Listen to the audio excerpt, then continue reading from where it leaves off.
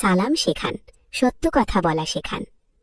রাসূলুল্লাহ সাল্লাল্লাহু আলাইহি ওয়াসাল্লাম বলেছেন, তোমাদের সন্তানদের 7 বছর বয়সে নামাজের আদেশ দাও। সুনানে আবু দাউদ। অর্থাৎ সন্তান ছোট থাকতেই তাকে ইসলামের অভ্যাস করাতে হবে।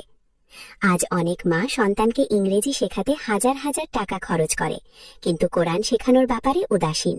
এটা বড় ক্ষতি, কারণ দুনিয়ার শিক্ষা কবরের অন্ধকার দূর করবে না, আখিরাতে কাজে আসবে ঈমান ও আমল।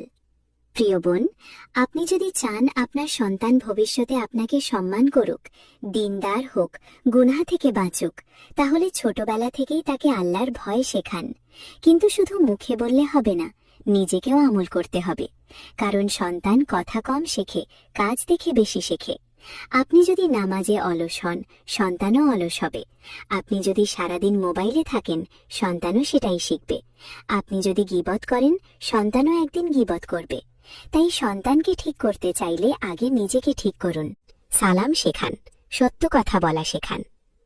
রাসূলুল্লাহ সাল্লাল্লাহু আলাইহি ওয়াসাল্লাম বলেছেন, তোমাদের সন্তানদের 7 বছর বয়সে নামাজের আদেশ দাও। সুনানে আবু দাউদ। অর্থাৎ সন্তান ছোট থাকতেই তাকে ইসলামের অভ্যাস করাতে হবে।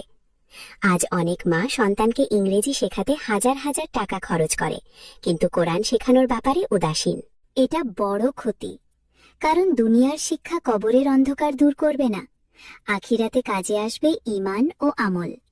প্রিয় বোন, আপনি যদি চান আপনার সন্তান ভবিষ্যতে আপনাকে সম্মান করুক, দিনদার হোক, গুনাহ থেকে বাঁচুক, তাহলে ছোটবেলা থেকেই তাকে আল্লাহর ভয় শেখান। কিন্তু শুধু মুখে বললে হবে না, নিজেকেও আমল করতে হবে। কারণ সন্তান কথা কম শেখে, কাজ দেখে বেশি শেখে। আপনি যদি নামাজে অলস হন, সন্তানও অলস হবে। আপনি যদি সারাদিন মোবাইলে থাকেন, সন্তানও সেটাই শিখবে। আপনি যদি গীবত করেন, সন্তানও একদিন গীবত করবে। তাই সন্তানকে ঠিক করতে চাইলে আগে নিজেকে ঠিক করুন।